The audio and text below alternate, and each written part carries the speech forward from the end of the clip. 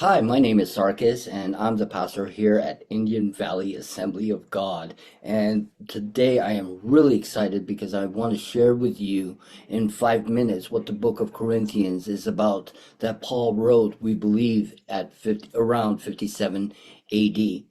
Now, this book is pretty powerful in that what it does is it takes all the biblical concepts, everything that you've learned about, starting from Genesis, going all the way through the book of Revelation. What it does is it gives you the practical how to do things that you can apply to your life personally and also in your ministry if you are in ministry.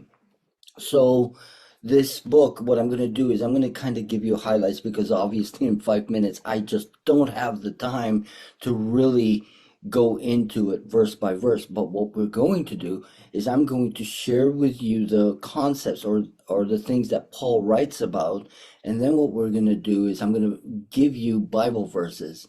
So I'm just going to kind of go through them pretty fast, but at any point you can, rewind or, go back to a specific section, pause the video, and maybe write down the verses that I've highlighted here that talk about those different topics that Paul discusses in the book of Corinthians.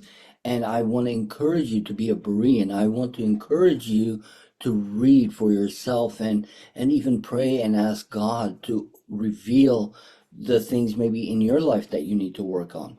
Because these applications that Paul is writing to the church, I feel is important to all of us, you and I, and it can be if we can take the biblical concepts and take the practical application that Paul is giving here, I think we would be all the more richer and it would help ultimately grow our relationship with Jesus Christ. So let me share my screen with you and share with you what I am speaking about. So some of the things that Paul writes about is division, and that there's division in the church, that or among people, among brothers. And of course, Paul is not referencing those that are outside the church. He's talking about brothers and sisters in Christ, and that there are divisions that he's finding, and he's addressing this in chapters 1, 3, and 11, which I think is extremely powerful. And of course, then you have, with divisions, you also have quarrels, you have disagreements.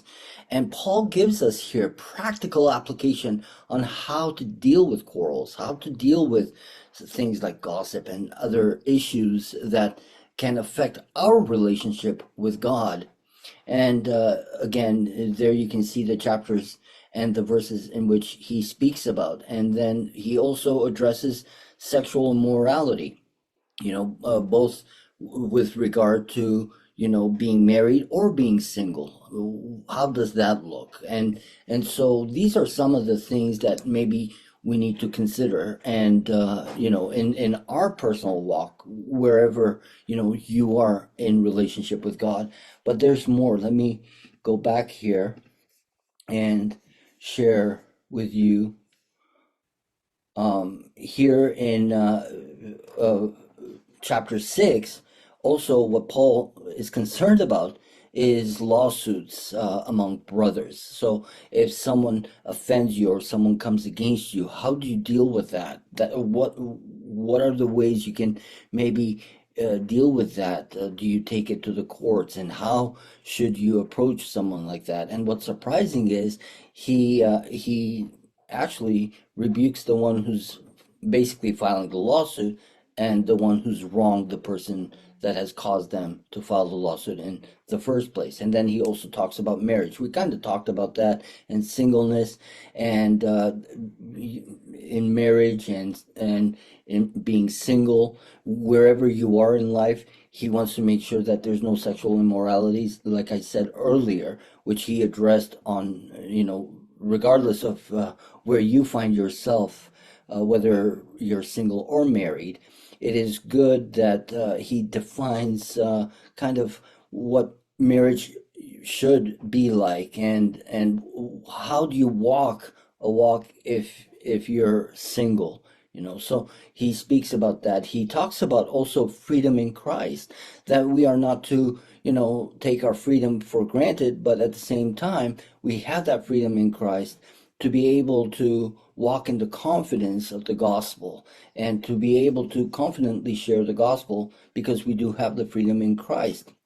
And then he talks about order and worship. And this is what got me because, I love worship. I really do because that's an opportunity for me to draw closer to God. And worship is a way for me to express my thankfulness and gratitude for what Jesus did on the cross for me. And so he specifies that there's an order to that and there's a specific way of doing worship. And I think this is something we all need to study and look at. And then he talks about the Lord's Supper and also questionable practices. So these are just a few of the things. Like I said, you can go back and pause the video and just look at it, but I think it would make you all the more richer in Christ. Well, may the Lord bless you and keep you. May his countenance shine upon you, and I look forward to seeing you in the next 5-minute sermon.